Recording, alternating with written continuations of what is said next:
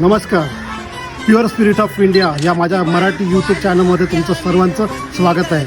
आज तुम्हाला मी रत्नागिरीमधील एक वरवडे गाव आहे, त्या गावामध्ये देवीची पालखी दरवर्षी येते. तो उत्सव मोठ्या उत्साहाने आणि मोठ्या श्रद्धेने साजरा केला जातो. तो क्षण मी तुम्हाला दाखवणार आहे. चला या. देवाला हात जोडून मागते मागणी त्याच्याकडून सुख देतोय